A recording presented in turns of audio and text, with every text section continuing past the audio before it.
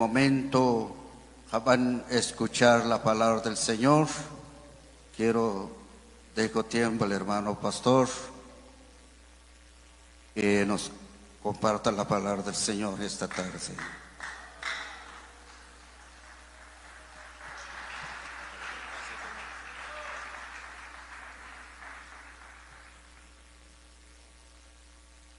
Buenas tardes, hermanos y hermanas. Que el Señor les bendiga.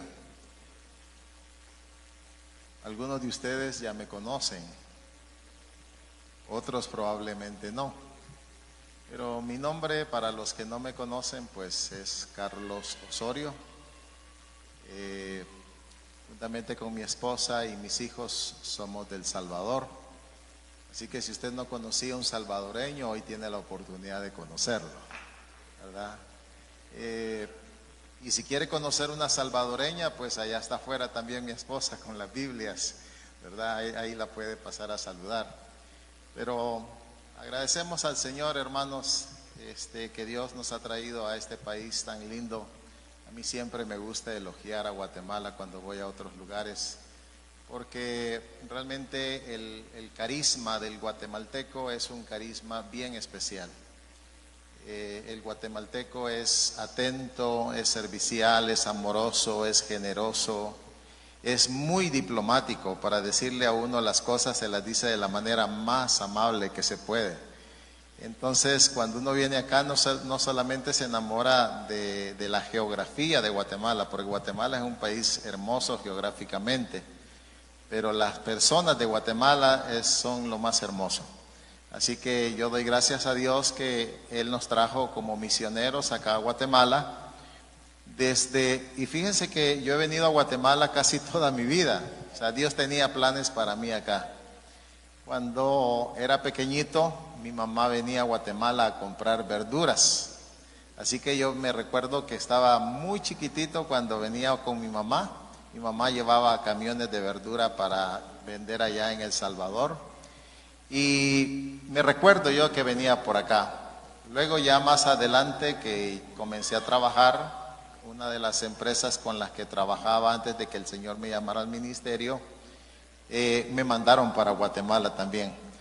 Cuando fueron los acuerdos de paz de Guatemala, yo estaba ya viajando para Guatemala. Estuve viajando como 2 años para acá.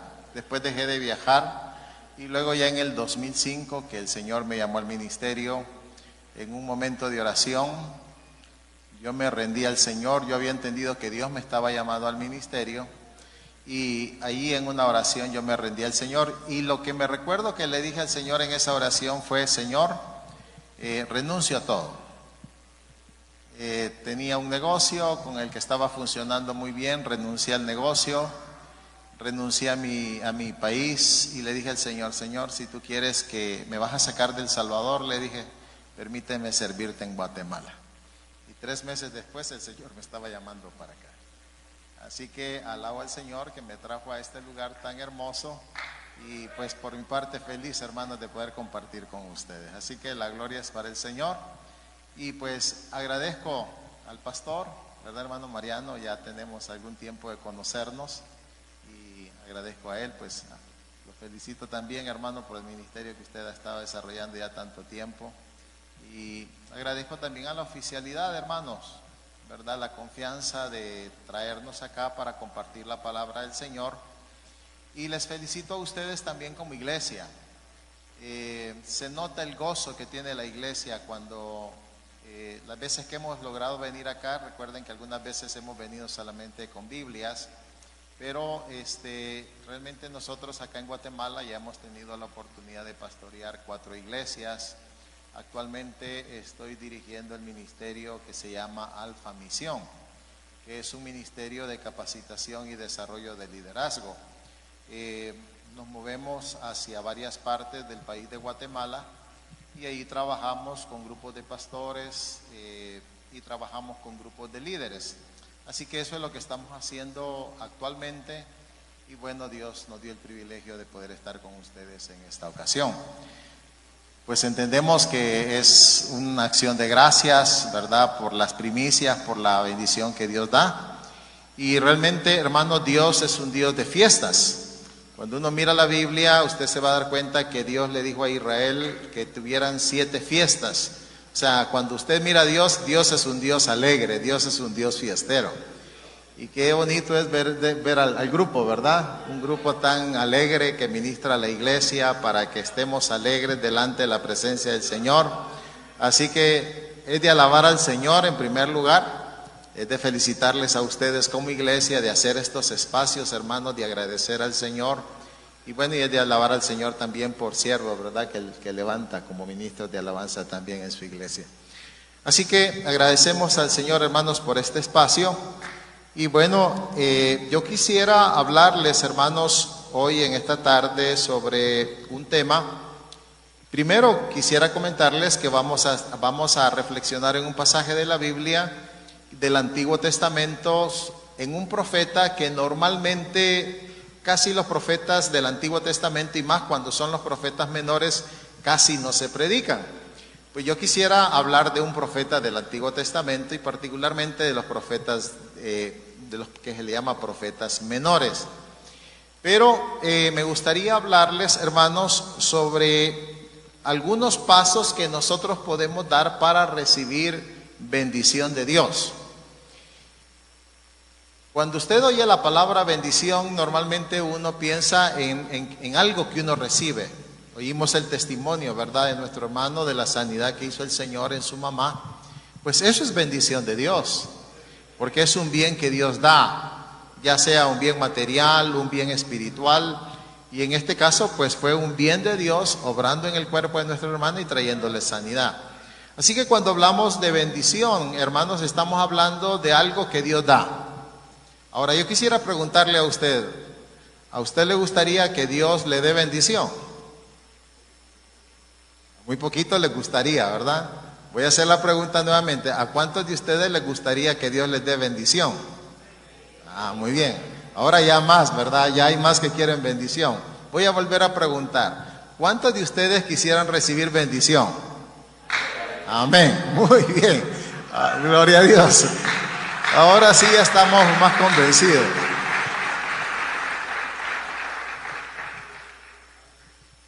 Ahora, una cosa es recibir una bendición de Dios y otra cosa es recibir lluvias de bendición. Pues fíjese que en el libro que vamos a estudiar en esta ocasión, Dios le había hecho una promesa al pueblo de Israel de que les iba a dar lluvias de bendición. Cuando yo encontré ese pasaje en la Biblia, me llamó mucho la atención porque me puse a pensar que cuando Dios da bendiciones, no solamente da una bendición, a Dios le gusta dar lluvias de bendición. Y eso significa de que realmente el corazón de Dios es así. A Dios le gusta bendecir a sus hijos, a Dios le gusta bendecir a su pueblo.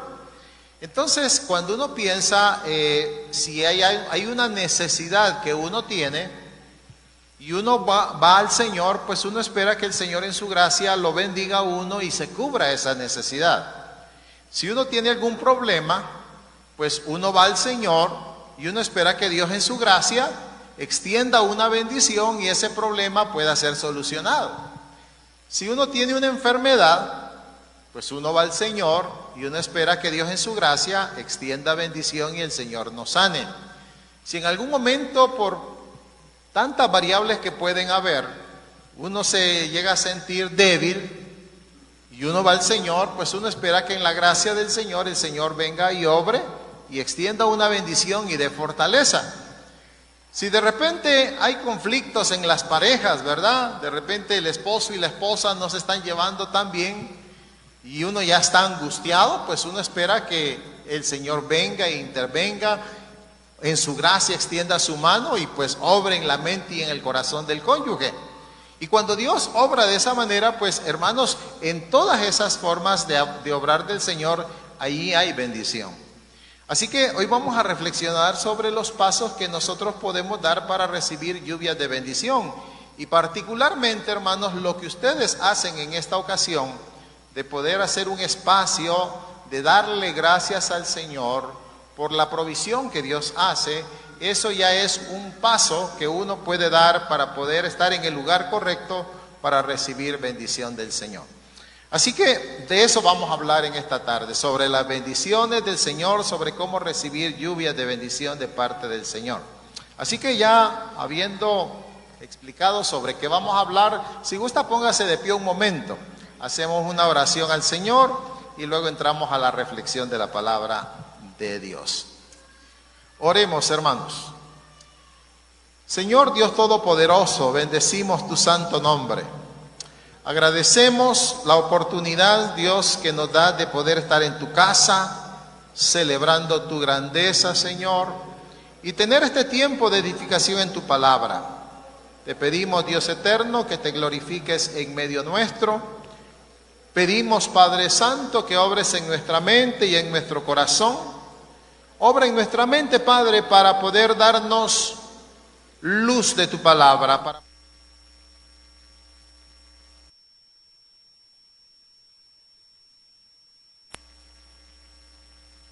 Señor.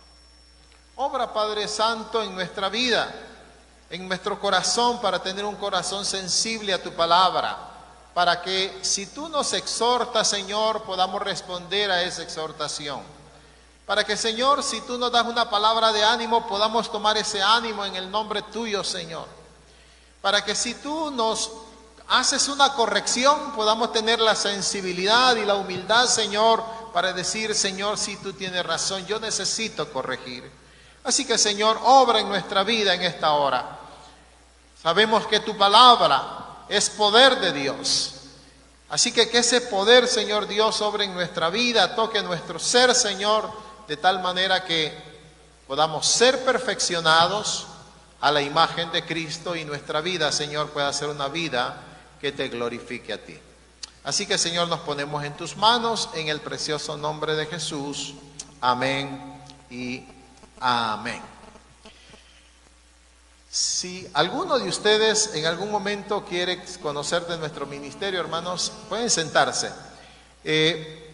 En Facebook nos puede buscar como Alfa Misión, oiga, así que el nombre es bien fácil, Alfa Misión, nos busca ahí en Facebook y es bien fácil hallarnos. Así que ahí puede encontrar y saber de lo que nosotros estamos haciendo acá en Guatemala actualmente. Quisiera hablarles sobre algo que encontré en la Biblia revisando este tema de la bendición de Dios. Una de las cosas que yo encontré, hermanos, en la Biblia es que Dios realmente en la Biblia se revela como un Dios de bendición. Y me gustaría mencionar algunos elementos que aparecen en la Biblia, ¿verdad? Como parte de la introducción al tema que vamos a desarrollar en esta ocasión. Pero fíjese que encontré, por ejemplo, que cuando Dios creó a Adán y a Eva, dice la Biblia, y los bendijo Dios. Usted va a la Biblia y desde entradita, desde el Génesis, usted encuentra a Dios revelándose como un Dios de bendición. Dice la palabra que Dios creó a Adán y a Eva, dice varón y hembra los creó, y luego inmediatamente dice la Biblia, y los bendijo Dios. Desde ahí usted encuentra a Dios y lo mira como un Dios de bendición. Pero luego uno sigue leyendo y uno encuentra cuando Dios habla con Abraham, y Abraham le dice, vete de tu tierra y de tu parentela y de la casa de tu padre a la tierra que te mostraré, y haré de ti una nación grande. Y mire lo que le dijo el Señor a Abraham, le dijo, y te bendeciré. Usted empieza a ver a Dios acá y usted empieza a verlo como un Dios que realmente anhela bendecir al ser humano, quiere bendecir a su pueblo. Y le dice el Señor a Abraham, haré de ti una nación grande y te bendeciré, engrandeceré tu nombre y serás bendición. O sea que Dios no solamente tiene el deseo de bendecirlo a uno, sino que cuando lo bendice a uno, Dios quiere que uno se convierta también en un agente de bendición. Y le dice, y serán benditas en ti todas las familias de la tierra. Así que usted empieza a ver a Dios como un Dios de bendición. Pero uno sigue leyendo la Biblia. Y cuando ya existe el pueblo de Israel, recuerde que cuando Dios llama a Abraham, Abraham tuvo un hijo que se llamaba Isaac, Isaac tuvo un hijo que se llamaba Jacob, y Jacob tuvo 12 hijos, de los cuales se desarrolló la nación de Israel. Así que Israel pasa ya 430 años en Egipto, allá se desarrollaron ellos, y pues pasaron mucho tiempo esclavizados, pero Dios en su amor levanta a Moisés y por medio de Moisés los saca de allá de Egipto, y allá van en el desierto y allá se encuentran en un monte llamado Monte Sinaí. Y en el Monte Sinaí, Dios hace un trato con el pueblo de Israel y les dice: si ustedes hacen esto, van a ser benditos en su entrada y en su salida. Van a ser benditos en sus animales, van a ser benditos en sus cultivos, van a ser benditos en el fruto de su vientre. Y el Señor le empieza a hablar de que realmente Él los quiere bendecir, pero también les da una advertencia. Les dice: si ustedes no hacen las cosas que yo les estoy diciendo, también va a venir maldición sobre ustedes. Pero pensando en esta parte de la bendición, encontré esta parte que el Señor les dice al pueblo de Israel. Les dice: acontecerá que si oyereis atentamente la voz de Jehová tu Dios, para guardar y poner por obra todos sus mandamientos que yo te prescribo, tu Dios te exaltará sobre todas las naciones de la tierra. Y oiga esto: y vendrán sobre ti todas estas bendiciones y te alcanzarán. Mire qué interesante, porque algunas personas los puede andar persiguiendo la policía porque han hecho cosas malas, ¿verdad? Pero en este caso dice el Señor: vendrán sobre ti todas estas bendiciones y te alcanzarán. Qué bonito es que uno vaya por la vida y que lo alcance una bendición, ¿ya? Y le dice el Señor: y te van a alcanzar estas bendiciones si oyeres la voz de Jehová tu Dios. Bendito serás en la ciudad, bendito tú en el campo, bendito el fruto de tu vientre, el fruto de tu tierra, el fruto de tus bestias, la cría de tus vacas y los rebaños de tus ovejas. Bendita serán tu canasta y tu arteza de amasar. Bendito serás en tu entrar y bendito en tu salir. Jehová derrotará a tus enemigos que se levantaren contra ti. Por un camino saldrán contra ti y por 7 caminos huirán delante de ti. Jehová te enviará su bendición sobre tus graneros y sobre todo aquello en que pusieres tu mano, y te bendecirá en la tierra que Jehová tu Dios te da. Hermanos, cuando uno mira la Biblia, uno mira a Dios como un Dios de bendición. Dios se revela así, como alguien que quiere bendecir. ¿Y sabe por qué Dios es un Dios que quiere bendecir? Porque la Biblia dice que Jehová es bueno y para siempre es su misericordia. El Dios que tenemos los cristianos, hermanos, es un Dios bueno, que es sobreabundante en misericordia. Realmente en el carácter de Dios, Él es lento para la ira. A Dios no le gusta enojarse. Y cuando se enoja, Él va poquito a poquito, porque realmente Él no quiere castigar al ser humano, no quiere enviarle maldición. Lo que Dios quiere enviar sobre el ser humano es bendición. Pero fíjese que cuando uno llega al libro de Ageo, particularmente se encuentra con un pueblo que no estaba recibiendo la bendición de Dios. Y es que habían pasado algunas cosas en la vida de ellos que los habían llevado, que aunque Dios quisiera bendecirlos, Dios no los podía bendecir. Y entonces yo quiero hablar sobre Ageo, la historia de Ageo y la historia de este pueblo al que le habló Ageo, porque a mí me gustaría, hermanos, 3 cosas. A mí me gustaría, en primer lugar, que si usted todavía no tiene bendición, yo quisiera que usted reciba bendición de Dios. Eso es lo primero. Lo segundo es que si usted ya tiene bendición de Dios, usted sepa mantenerse con esa bendición del Señor. Y tercero, alertarle a que se cuide de dar malos pasos para que no vaya a perder esa bendición.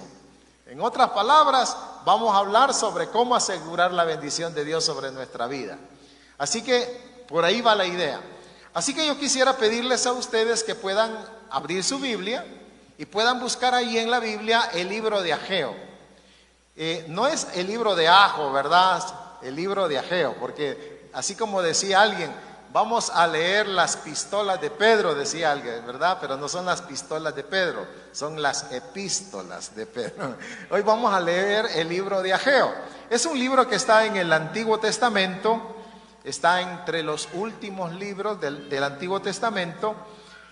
Es un libro que se le llama el libro de los profetas menores. Y mientras usted lo busca, quisiera mencionarles que Ageo, este es un libro escrito por un profeta que así se llamaba Ageo, era un profeta de Dios, pero fue un profeta que Dios lo levantó en medio de un pueblo que había regresado del cautiverio de Babilonia. Ya les voy a comentar un poquito de esto. Así que es un libro escrito por un profeta llamado Ageo, quien fue uno de los profetas del remanente restaurado después de los 70 años de cautiverio en Babilonia, porque estuvieron allá 70 años y regresaron a Jerusalén. Y luego, cuando ya están en Jerusalén, algo pasa con el pueblo de Israel y Dios levanta a Ageo para que le hable al pueblo. Este libro, hermanos, fue escrito como una exhortación a los cautivos que habían regresado a Jerusalén después del exilio. Estos cautivos estaban involucrados en la reconstrucción de Jerusalén y su templo. Y cuando Ageo escribe este libro, lo escribe, hermanos, con el propósito de animar al pueblo a dejar la actitud desinteresada hacia Dios, una actitud desinteresada hacia la casa del Señor y una actitud desinteresada hacia las cosas del Señor. Así que prácticamente Ageo escribe este libro como un testimonio para ese pueblo, para que ellos, en lugar de estar con una actitud contraria a mostrarle amor a Dios, ellos puedan darse la vuelta, volverse a Dios y puedan ponerse a trabajar en la casa del Señor. Así que esa es la idea cuando Ageo escribe este libro. Ahora, ¿cuál es el contexto, hermanos, en sí histórico de este libro? Pues déjeme contarle brevemente. En la Biblia, usted, si ha leído la Biblia, pues usted se va a dar cuenta que cuando Dios saca a Israel del cautiverio allá en Egipto, lo saca y pasaron 430 años cautivos. Dios levanta a Moisés, Dios envía 10 plagas al pueblo de Egipto, y Dios con mano poderosa saca a su pueblo de allí y se los lleva a la tierra de Canaán. Pero en el trayecto, mientras van a la tierra de Canaán, ellos, por su incredulidad, pasan 40 años en el desierto, dando vueltas ahí. Y esa generación que no quiso creer que Dios tenía poder para meterlos a la tierra prometida, porque recuérdese usted de que cuando van ellos en el desierto, Moisés manda 12 espías. Los manda para que vayan a examinar la tierra de Canaán. Cuando ellos van allá, regresan con el informe. Pero Josué y Caleb, ellos eran jóvenes, pero eran jóvenes de fe. Y le dicen al pueblo: miren, Dios es poderoso gigante y Él nos va a meter a la tierra prometida. Pero los otros 10 eran incrédulos y le dicen al pueblo: no, miren, nosotros ante esa gente éramos como langostas, no vamos a poder entrar ahí. Y el pueblo, en lugar de creerle a aquellos dos, a Josué y a Caleb, le creen a aquellos 10, y en esa incredulidad Dios les dice: no los voy a dejar entrar a la tierra prometida. Pasan 40 años en el desierto, muere aquella generación, los niños, los jóvenes crecen, y Dios a este pueblo, liderado por Josué y por Caleb, los mete en la tierra prometida. Pero cuando ellos llegan a la tierra prometida, hermanos, allí, recuerde que ellos ya han hecho un trato con Dios en el monte Sinaí. Ahora llegan a la tierra de Canaán, ahí se desarrolla el pueblo de Israel. Ahora esta tierra ya no se llama la tierra de Canaán, ahora se llama la tierra de Israel. Pero el pueblo de Israel, hermanos, Dios habiéndoles dicho que los iba a bendecir si hacían lo que Dios les decía, este pueblo, en lugar de empezar a adorar a Dios, en lugar de buscar a Dios, empiezan a buscar a los dioses paganos. Empiezan a buscar a los ídolos de los pueblos paganos. Y entonces Dios les levanta profetas para hablarles. Y les levanta un grupo de profetas que se le llama, a este grupo de profetas se le llama profetas preexílicos, es decir, profetas que Dios levantó antes de que ellos fueran al exilio en Babilonia. Y entre esos profetas usted va a encontrar a Isaías, va a encontrar a Jeremías, y Dios les hablaba al pueblo y les decía: vuélvanse a Jehová, vuélvanse a Dios, dejen el pecado, dejen a esos ídolos y vuélvanse a Dios. Y el pueblo, hermanos, por mucho tiempo no quiso escuchar a los siervos de Dios. Y entonces Dios tuvo que permitir que Nabucodonosor, que era el emperador de Babilonia, llegara a Jerusalén, llegara a la tierra de Judá, porque el reino estaba dividido ya en ese momento, y entonces el templo que había construido Salomón para Dios se había quedado en la región de Judá, y aquí estaban otras 10 tribus, que se le llamaba el reino del norte. Pues entonces llega Nabucodonosor a la tierra de Judá, y lo que hace es que destruye los muros de Jerusalén. El capitán de la guardia de Nabucodonosor le prende fuego al templo de Dios, y los tesoros que estaban en el templo se los llevan para Babilonia, y de esa manera destruyen ellos Jerusalén, destruyen el templo, se llevan las riquezas de Israel para Babilonia y se llevan cautiva a la gente que estaba en Jerusalén. Cuando ellos llegan a Jerusalén, entre esos cautivos, ¿sabe quiénes iban? Entre esos cautivos iba Daniel, el que nosotros conocemos como el profeta Daniel. Allá está Daniel con sus amigos, se desarrollan allá en Babilonia, pasan 70 años cautivos en Babilonia, pero ¿sabe quién más iba entre esa gente que iba cautiva? Pues iba Ezequiel, el profeta Ezequiel. Así que Daniel y Ezequiel son profetas que Dios levanta mientras están en el exilio, y a estos profetas se les llama profetas exílicos, porque son profetas que Dios los levanta en el exilio. Así que estando allá en el exilio, Jeremías está allá, todavía se ha quedado en la tierra de Judá, y Dios le habla al pueblo que está en Babilonia, al pueblo israelita que está cautivo en Babilonia. Dios le habla por Jeremías, Jeremías les manda una carta de parte de Dios, y en esa carta Dios les dice al pueblo de Israel que van a pasar 70 años cautivos ahí por su pecado, por haber dejado a Dios. Pero Dios, que es grande en misericordia, los consuela y les dice: después de los 70 años, ustedes van a regresar a su tierra. Así que el pueblo se consuela por medio del profeta Jeremías. Pero allá en medio del cautiverio, Dios levanta a Ezequiel. Y Dios le habla al pueblo a través de Ezequiel. Y en Ezequiel capítulo 34, antes de que leamos Ageo, yo tengo aquí anotado lo que Dios le dice al pueblo de Israel por medio de Ageo. Oiga lo que Dios le dijo al pueblo de Israel allá en Babilonia. Mire lo que Dios le dijo a Israel. Dice la palabra así: como reconoce su rebaño el pastor el día que está en medio de sus ovejas esparcidas, así reconoceré mis ovejas y las libraré de todos los lugares en que fueron esparcidas el día del nublado y de la oscuridad. Es decir, cuando llegó Babilonia, llegó Nabucodonosor y se llevaron cautivos a Babilonia. Y dice el Señor: y daré bendición a ellas. Oiga lo que Dios le está diciendo al pueblo de Israel, hablándoles como ovejas, y dice Dios: y daré bendición a ellas y a los alrededores de mi collado, y haré descender la lluvia en su tiempo. Mira lo que Dios le está diciendo al pueblo de Israel. Les dice: lluvias de bendición serán, y el árbol del campo dará su fruto, y la tierra dará su fruto, y estarán sobre su tierra con seguridad, y sabrán que yo soy Jehová cuando rompa las coyundas de su yugo y los libre de mano de los que se sirven de ellos. Miren lo que Dios les está diciendo, hermanos. Les está diciendo: miren, ustedes que están cautivos aquí en Babilonia, yo voy a romper las coyundas, voy a romper esas cosas que lo tienen a ustedes esclavizados. Y les dice el Señor: los voy a librar de aquí. Lo que dice el Señor les está diciendo es: ustedes van a regresar a Jerusalén. Cuando estén allá en Jerusalén, yo les voy a hacer descender lluvias de bendición.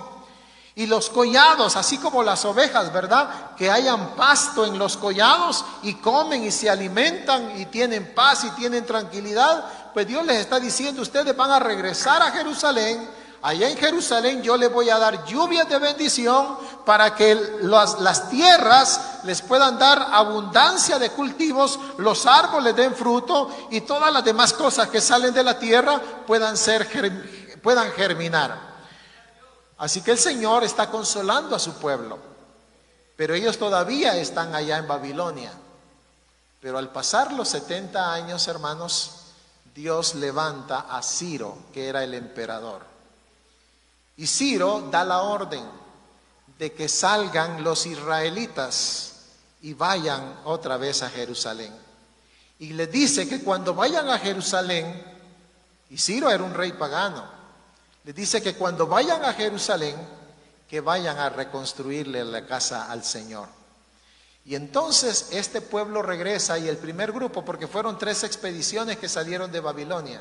La primera fue liderada por un hombre llamado Zorobabel, que era nieto de un rey que había sido rey en Israel. El primer grupo es liderado por Zorobabel, así que salen ellos y llegan a Jerusalén. El segundo grupo, que sale unos años después, es liderado por Esdras. Sale Esdras y lleva a otro grupo de gente y llegan a Jerusalén. Y el tercer grupo, que sale de Babilonia para ir a Jerusalén, es liderado por Nehemías. Han leído ustedes Nehemías en la Biblia, ¿verdad? ¿Ya? Y han leído también Esdras. Así que estos 3 personajes, hermanos, Zorobabel, Esdras y Nehemías, estos 3 lideran esas 3 expediciones hacia la tierra de Israel. Pero el primer grupo, cuando llega allá, Dios los manda para que le vayan a construir su casa, porque la casa del Señor está destruida. Pero entonces mire qué es lo que pasó. Usted ya tiene su Biblia ahí lista en Ageo, ¿verdad? Mire lo que pasó cuando este pueblo llegó. Mire lo que dice Ageo capítulo 1. Dice, en el año 2 del rey Darío, en el mes 6, vamos a prestar atención a las fechas ahí. Dice, en el mes 6, en el primer día del mes, vino palabra de Jehová por medio del profeta Ageo a Zorobabel, hijo de Salatiel, gobernador de Judá, y a Josué, hijo de Josadac, sumo sacerdote, diciendo, vamos a llegarlo hasta ahí ahorita. Mire primero la fecha. Dice ahí que es el primer día del 6º mes. Primer día del 6º mes. Ahora, por favor, vaya al versículo 15 y mire la fecha. En el día 24 del mes 6º, en el 2º año del rey Darío. O sea, del primer día del 6º mes al día 24 del 6º mes, quiere decir que solamente habían pasado 23 días. Lo que se narra en el capítulo 1, hermanos, pasa en 23 días. Mire lo que pasó en 23 días. Claramente estamos hablando desde que llegó Ageo para darles la palabra del Señor a este pueblo. Pero entonces miremos qué es lo que había pasado. Mire lo que le dijo el Señor a Zorobabel, que era el gobernador, y a Josué. No era este Josué que se menciona aquí, no es el Josué de Moisés, este es otro Josué, porque es Josué que es sumo sacerdote. Mire lo que le dijo el Señor. Así ha hablado Jehová de los ejércitos, diciendo, este pueblo dice, mire lo que decía el pueblo, no ha llegado aún el tiempo de que la casa de Jehová sea reedificada. Entonces vino palabra de Jehová por medio del profeta Ageo diciendo, ¿es para vosotros tiempo para vosotros de habitar en vuestras casas artesonadas y esta casa está desierta? No sé si ya captó lo que aquí está pasando, porque el panorama, hermanos, que aparece aquí es que cuando llega este pueblo, ¿qué es lo que encuentran allá en Jerusalén? Lo que encuentran es los muros de Jerusalén destruidos. Lo que encuentran es el templo de Jehová destruido. Lo que encuentran es que no hay culto al Señor allí. Ellos pueden ir a hacer sus cultivos y no pueden traer las primicias al Señor para mostrarle su gratitud al Señor. Así que allí no hay nada. Ese es el panorama cuando ellos llegan allí. Pero Ciro los envía desde Babilonia para que regresen a su tierra, pero los envía para que le vayan a construir casa al Señor. Pero mire lo que decía este pueblo: aún no ha llegado de reconstruir la casa del Señor. Y en lugar de irle a reconstruir la casa del Señor, mire lo que ellos habían hecho. Dice la palabra que el Señor les hace un reclamo y les dice: es para vosotros tiempo, para vosotros de habitar en vuestras casas artesonadas, y esta casa está desierta. Mire lo que habían hecho. En lugar de irle a construir casa al Señor, para darle adoración al Señor, para llevarle ofrenda al Señor, ellos se habían ido a construir sus propias casas. Y cuando dice la Biblia que eran casas artesonadas, investigué lo que significa el artesón, y eran esas vigas, hermanos, que se ponían en las casas, pero no solamente una viga de madera, eran vigas decoradas. Ellos habían puesto bien bonitas sus casas, pero la casa del Señor la tenían abandonada. Y entonces, cuando Dios mira el desamor de este pueblo hacia Él, cuando Dios mira el desamor de ese pueblo hacia la casa de Dios, cuando mira el Señor el desamor de este pueblo hacia las cosas del Señor, Dios desde el cielo los mira. Y Dios, yo me imagino a Dios deseando bendecirlos a ellos, y mirándolos con esa actitud, Dios no los puede bendecir. Y entonces Dios, deseando bendecirlos, levanta a Ageo y le dice a Ageo: mira, Ageo, ve y háblale a ese pueblo y diles que la actitud que han tomado hacia mí, diles que la actitud que han tomado hacia mi casa y la actitud que han tomado hacia mis cosas no es la correcta. Y entonces le dice el Señor, sigamos leyendo y miremos qué es lo que le sigue diciendo el Señor. Versículo 5. Pues así ha dicho Jehová de los ejércitos, le dice a Ageo: meditad bien sobre vuestros caminos. Mire lo que había pasado. Sembráis mucho, ¿y qué pasaba? Recogéis poco. Coméis y no os saciáis. Bebéis y no quedáis satisfechos. Os vestís y no os calentáis, y el que trabaja a jornal recibe su jornal en saco roto. Así ha dicho Jehová de los ejércitos: meditad sobre vuestros caminos. Ahora mire el versículo 9. Buscáis mucho y halláis poco. Encerráis en casa y yo lo disiparé en un soplo. ¿Por qué? Dice Jehová de los ejércitos: por cuanto mi casa está desierta y cada uno de vosotros corre a su propia casa. Y noten, aquí viene el meollo del asunto. Le dice el Señor: por eso se detuvo de los cielos sobre vosotros la lluvia. ¿Cuáles lluvias, hermanos? Las que el Señor les había prometido cuando ellos estaban en el cautiverio. ¿Qué lluvias les prometió Dios a través de Ezequiel? Lluvias de bendición. Pero ellos ahora habían regresado, y Dios deseando darles lluvias de bendición, pero no podía dárselas por la actitud que ellos tenían. Tanto los líderes, hermanos, como Zorobabel y Josué, que eran los líderes. Zorobabel era, digamos, el líder civil, y Josué era el líder religioso. Ellos dos tenían que haber liderado al pueblo, y al haber llegado a Jerusalén tenían que haber tomado cartas en el asunto para ver cómo reconstruían el templo del Señor. Pero no hicieron nada ellos como líderes. El pueblo decía: no ha llegado el tiempo de reconstruir la casa del Señor. En otras palabras, hermanos, ¿saben qué es lo que ellos estaban diciendo? No ha llegado el tiempo de darle culto al Señor. No nos interesa llegar allá con Dios y darle alabanza.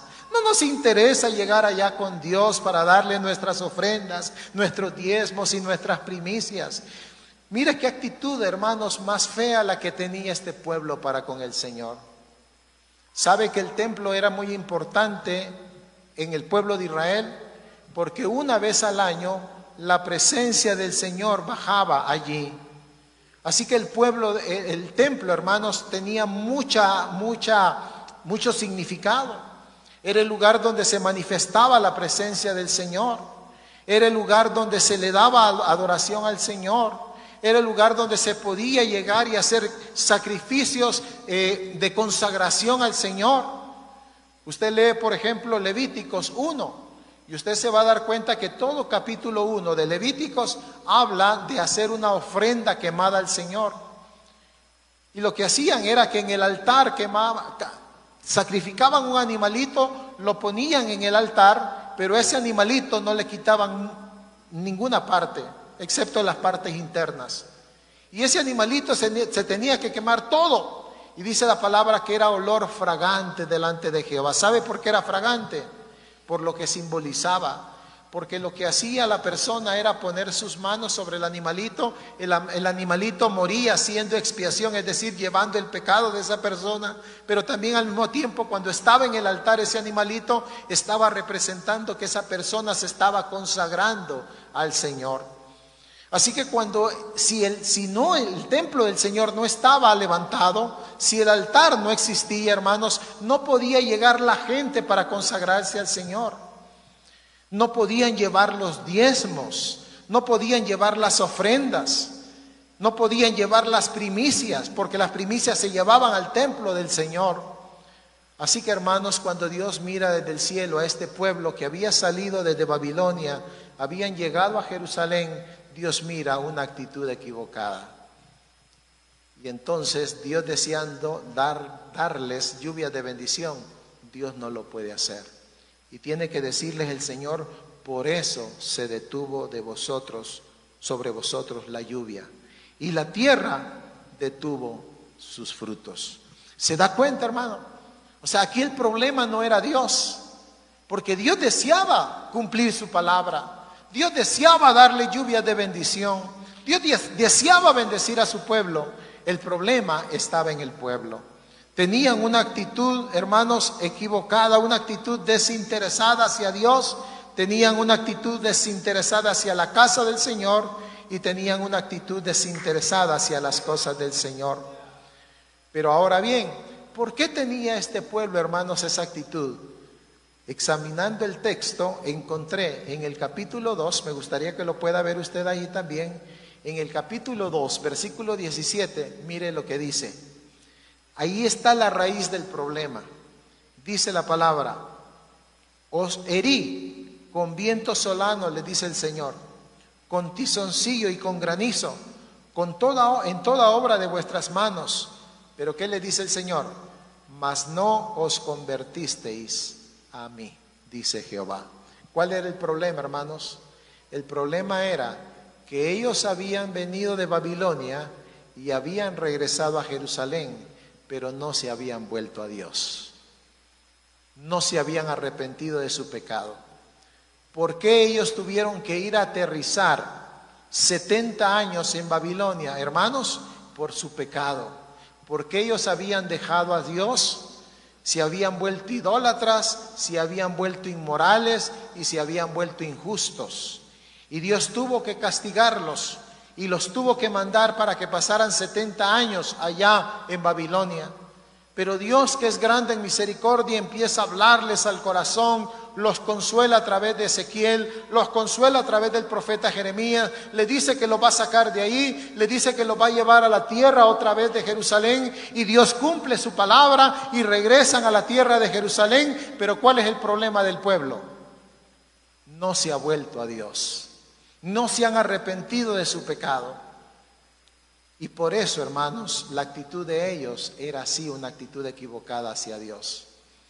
Y entonces Dios tiene que detener la lluvia para empezar a ministrar la vida de ellos.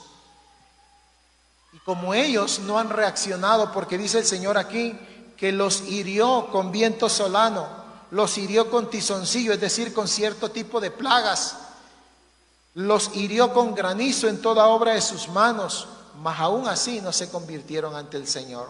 Es decir, habían ciertas circunstancias que estaban pasando en la vida de ellos, que ellos tenían que haber entendido: hay algo que aquí no está funcionando, porque vamos a trabajar y no nos produce el trabajo. Vamos a sembrar mucho y recogemos poco. vamos allá a traer vino y sale muy poquito. Y el pueblo tenía que empezar a haber entendido, aquí hay algo que no está funcionando.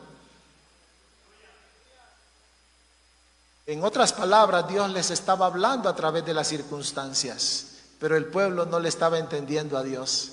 Entonces Dios tiene que mandar a su siervo Ageo para empezarles a hablar y decirles qué le dice el Señor. Miren lo que le dice en el versículo 10, en el capítulo 1 de Ageo. Regrese ahí al capítulo 1. Miren lo que le dice el Señor. Por eso se detuvo de los cielos sobre vosotros la lluvia y la tierra detuvo sus frutos.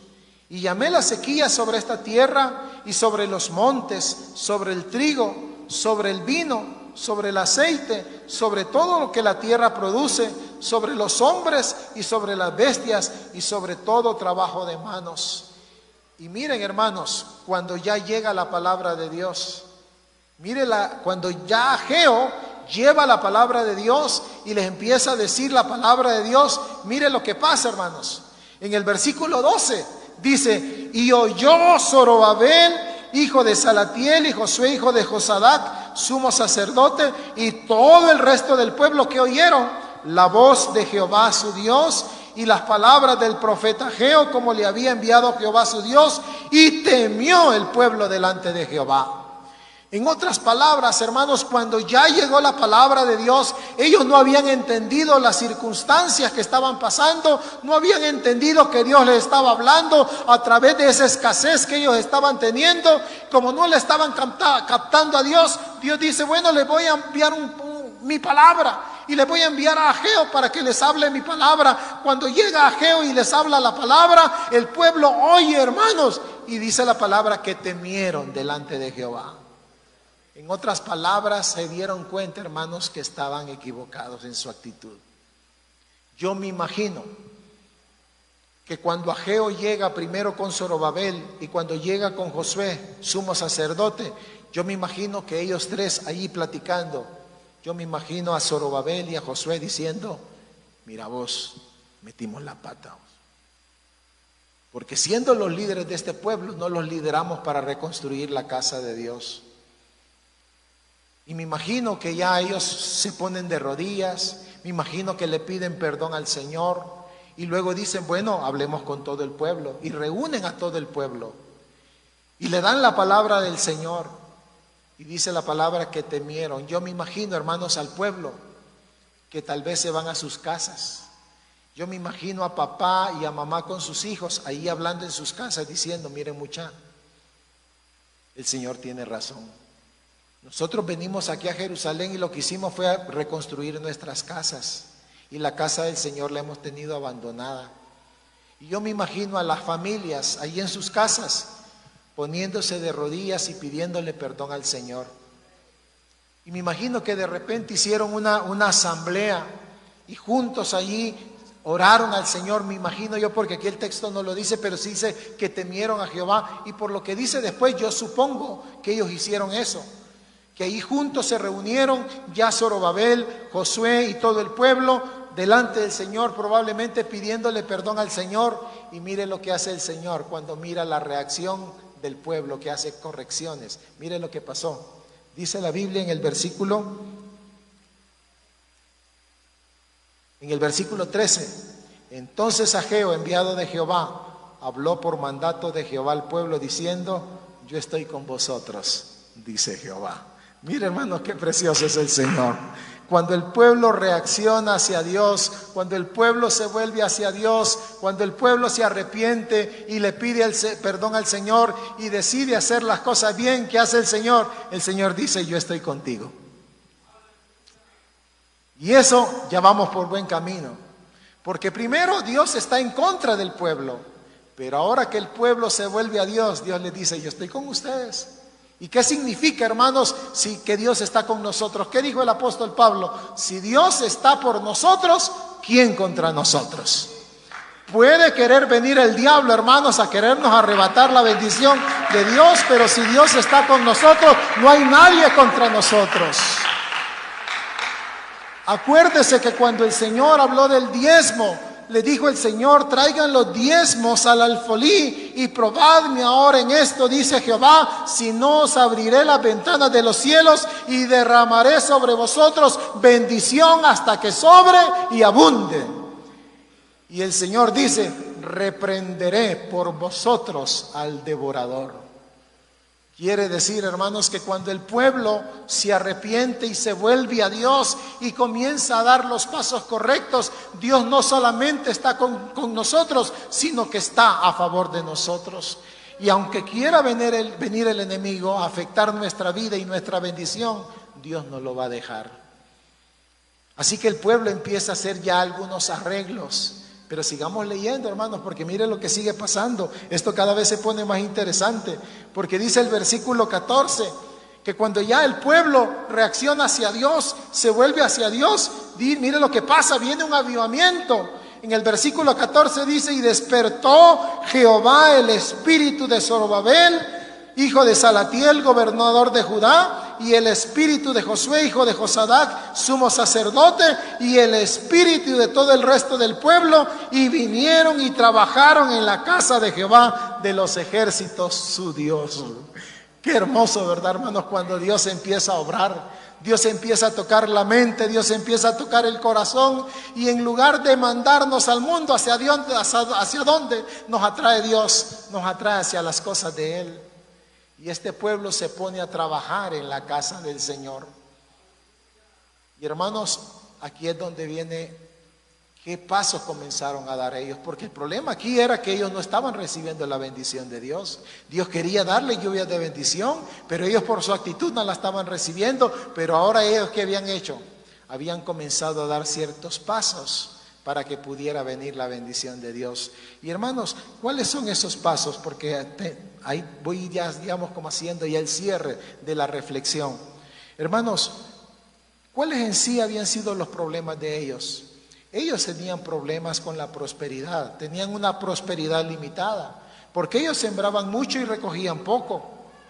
Dice la palabra que el que trabajaba a jornal recibía su jornal en saco roto. En otras palabras, los que eran agricultores iban a sembrar la tierra y la tierra no les producía mucho. Y aquellos que trabajaban por un salario a la quincena, a la semana o al mes, cuando recibían su dinero no les abundaba. Así que tenían un problema de prosperidad limitada. Buscaban mucho y hallaban poco, dice la palabra. Dice que encerraban en casa y Dios se lo disipaba. Dice que venían al montón de 20 efas y había 10. Venían al lagar para sacar 50 cántaros y solamente sacaban 20. No había prosperidad por su actitud que ellos habían tomado hacia Dios y hacia las cosas del Señor. Otra cosa que tenían ellos es que tenían insatisfacción personal. Comían y no se saciaban, bebían y no se quedaban satisfechos, se vestían y no se calentaban. Y no solamente eso, sino que tenían, en lugar de que Dios estuviera a favor de ellos, Dios estaba en contra de ellos. Porque dice la palabra que Dios mismo dice: llamé la sequía sobre esta tierra, llamé la sequía sobre los montes, llamé la sequía sobre el trigo, llamé la sequía sobre el vino. Es decir, las uvas no se prosperaban. Llamé la sequía sobre el aceite, sobre los higos, porque de ahí salía el aceite. Llamé la sequía sobre la tierra que produce. Llamé la sequía sobre los hombres. Hermanos, mire, hasta los seres humanos probablemente ni hijos estaban teniendo. Llamé la sequía sobre las bestias y sobre todo trabajo de manos. Os herí. O sea, Dios estaba en contra de ellos. Pero ahora que ellos se habían arrepentido, ahora que ellos se habían vuelto a Dios, Dios les dice: yo estoy con ustedes, y Dios empieza a obrar en medio de su pueblo. Entonces, hermanos, ¿qué pasos podemos dar nosotros para asegurar que las lluvias de bendición vengan a nuestra vida? Pues, hermanos, el primer paso que usted tiene que dar para asegurar la lluvia de bendición sobre su vida es hacer de Dios la persona más importante de su vida. ¿Sabe por qué? Porque este pueblo, fíjese que ellos, lo más importante para ellos no era Dios, lo más importante para ellos eran ellos mismos. Porque ellos, mire, se vestían, ellos comían, ellos bebían, ellos se iban a su casa probablemente a recostarse en un su buen sillón por allí. pero Dios y su casa no les interesaba. Ahora déle vuelta usted a la tortilla. ¿Qué debe de ser primero para nosotros? ¿Nosotros mismos o Dios? Pues debe de ser Dios. Así que si usted quiere asegurar esa lluvia de bendición sobre su vida, comience por hacer de Dios la persona más importante de su vida. Y tiene que demostrárselo. Las chicas que están acá, las señoritas, de repente cuando no tienen novio están en la casa del Señor. Cuando ya tienen novio, ya no están en la casa del Señor. Están en la casa del otro señor. ¿Ya? Ustedes tienen que tener bien claro quién es la primera persona más importante de su vida, y ese debe de ser el Señor. Y cuando usted llega a tener novio, cuando llega a tener novia, usted tiene que enseñarle a su novio o a su novia quién es la persona más importante. Y si Dios es la persona más importante, ¿dónde tiene que estar usted? Pues en la casa de Dios. Y nosotros los que ya somos adultos, si Dios es la persona más importante de nuestra vida, si ya estamos casados, pues nosotros sabemos que le debemos lealtad a Dios y le debemos lealtad a nuestra esposa, porque Dios es la persona más importante de nuestra vida y a Él es a quien queremos agradar. No es posible que uno diga que Dios es la persona más importante de nuestra vida, hermanos, y no oremos para hacer un tiempo, no hagamos un espacio para orar con el Señor. ¿Qué pensarían las novias que su novio le dijera, mira, te amo, y pasa 15 días y no la va a visitar? ¿Verdad que no le creería? ¿Ya? Pero hermanos, si nosotros le decimos al Señor que Él es la persona más importante en nuestra vida, que lo amamos, pues demostrémoselo. Hagamos un espacio para buscarlo a Él. Vayamos a hacer la voluntad que le agrada a Él. Leamos la palabra y busquemos escucharlo a Él. Hagamos un espacio, hermanos, para poderle dar adoración a Él, de tal manera que Él mire que realmente Él es la persona más importante de nuestra vida. Pero ¿sabe cuál es el segundo paso? El segundo paso es que usted debe de hacer de la casa de Dios el lugar más importante de su vida. Porque este pueblo, hermanos, el lugar más importante de su vida, ¿sabe cuál era? La casa propia de ellos. Dice la palabra que corrían a su propia casa, en lugar de correr para ir a la casa de Dios. Hermanos, cuando hay una banca sola, que no esté sola porque usted no esté allí. Porque el lugar más importante de su vida, hermanos, tiene que ser la casa de Dios. Cada vez que la iglesia se reúne para darle culto a Dios, allí debe de estar usted. De tal manera que Dios, cuando mire su vida desde el cielo, Dios diga, ah, sí, yo veo que yo soy la persona más importante para ti. Ah, sí, yo estoy viendo que la casa mía es el lugar más importante para ti. Y que cuando Dios ya mire eso, usted pueda dar un tercer paso y usted haga del trabajo para Dios el trabajo más importante de su vida. Porque hermanos, esta gente que estaba allí, ellos se iban a trabajar, pero no se iban a trabajar a la casa de Dios. Ellos iban a trabajar a sus tierras, se iban a sus negocios, se iban a sus trabajos. Eran buenos trabajadores, pero no estaban trabajando para Dios. Y fíjese que hay un versículo ahí, en el capítulo 1, donde Dios les dice, en el versículo 8, Dios les dice, subid al monte, traed madera y reedificad la casa, y pondré en ella mi voluntad y seré glorificado, ha dicho Jehová. Hermanos, el problema de esta gente, ¿sabe cuál era? Es que sus prioridades las tenían al revés. La persona más importante para ellos eran ellos mismos. La casa más importante de ellos era su propia casa. El trabajo más importante de ellos era el trabajo secular. Pero entonces el reclamo de Dios va orientado a que pongan a Dios en primer lugar, a que pongan la casa de Dios en primer lugar, a que pongan el trabajo de Dios en primer lugar, de tal manera que cuando Dios ya mira la vida de ellos, Dios pueda decir, wow, estás en el lugar donde yo te quiero.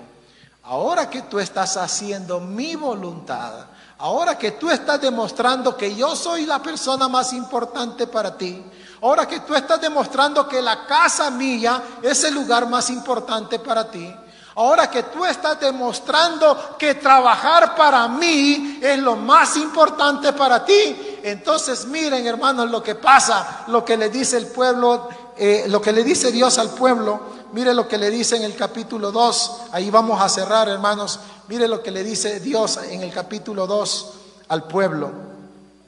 En el versículo 18, mírelo por favor. Cuando este pueblo, hermanos, comienza a dar estos pasos, pone a Dios en primer lugar, pone la casa de Dios en primer lugar, pone el trabajo de Dios en primer lugar. Mire lo que le dice en el versículo 18, 2:18. Meditad pues en vuestro corazón desde este día en adelante, desde el día 24 del 9º mes. Aquí han pasado ya 3 meses más. Desde el día que se echó el cimiento del templo de Jehová, meditad pues en vuestro corazón. Oiga lo que le dice el Señor. ¿No está aún la simiente en el granero? En otras palabras, ¿no está la semilla en el granero? Le dice el Señor, ni la vid. ¿Sabe cuál es la vid? Las uvas. Ni la higuera. ¿Sabe cuáles son los higos? De donde se saca el aceite. Ni el granado, la granadilla. Ni el árbol de olivo ha florecido todavía. Pero mire qué le dijo el Señor, hermanos. Mas desde este día, ¿qué le dijo el Señor? Os bendeciré. ¿Ya notó lo que pasó aquí?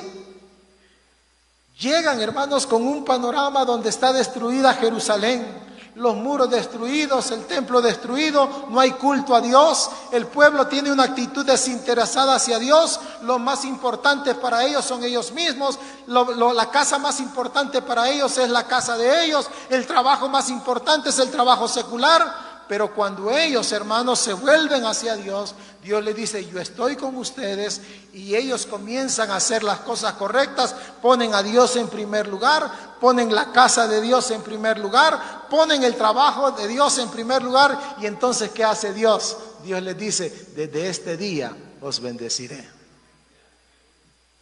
Hermanos, esta fiesta que ustedes han organizado este día y el día de mañana, eso muestra quién es lo más importante para usted. Y es Dios. El día de mañana van a traer las primicias al Señor para expresarle gratitud al Señor. Van a traer ofrenda al Señor. ¿Y sabe qué le va a estar diciendo al Señor? Usted, Señor, tú eres lo más importante para mí. Estar en tu casa para darte alabanza es lo más importante para mí. Llegar a tu casa, Señor, para sentir tu presencia es lo más importante para mí. Servirte a ti, Señor, es lo más importante para mí. Y que cuando Dios mire su vida, hermano, yo deseo que Dios desde este día les pueda decir, desde este día te voy a bendecir. Yo deseo eso para usted, hermano.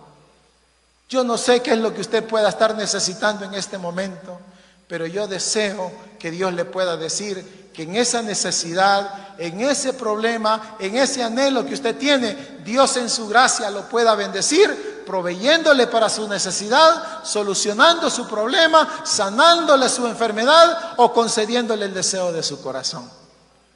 Yo deseo, hermanos, que el Señor les pueda decir en esta hora, desde este día os bendeciré. Incline su cabecita, vamos a hacer una oración al Señor. Amén. Oremos, hermanos. Señor Dios Todopoderoso, gracias por este testimonio, Señor, que tú has dejado en tu palabra, Señor, por medio del profeta Ageo. Señor Dios, podemos ver claramente cuál era la realidad de lo que estaba pasando acá. Había un pueblo, Señor, que había estado en el cautiverio, habían sufrido allá, Señor, fuera de su tierra. Pero a pesar de que habían sufrido por su pecado, Señor, no habían cambiado su actitud hacia ti. Tú en tu amor, Señor, les permitiste que regresaran a la tierra y los mandaste para que construyeran casa a ti. Pero ellos no habían cambiado, Señor, su corazón. Tú habías permitido algunas situaciones difíciles en la vida de ellos, pero ellos no habían captado, Señor, que tú estabas permitiendo esas situaciones difíciles para que se volvieran a ti. Pero al no volverse a ti, Señor, tú les mandaste un profeta con tu palabra. Y tu palabra, Señor, que es poder de Dios para salvación, tocó sus vidas, tocó sus mentes, Señor, tocó sus corazones. Y ellos entendieron tu palabra, Señor. y se volvieron a ti, temieron delante de ti, Señor. Nos imaginamos a ese pueblo pidiéndote perdón. Y cuando tú viste, Señor, que ese pueblo se volvió a ti, tú les dijiste: yo estoy con ustedes. Cuando viste, Señor, que este pueblo te puso a ti en primer lugar, cuando viste que pusieron tu casa en primer lugar y se pusieron a trabajar en tu casa, Señor, cuando comenzaron a trabajar para ti, Señor, tú viste ese cambio y tú decidiste desde ese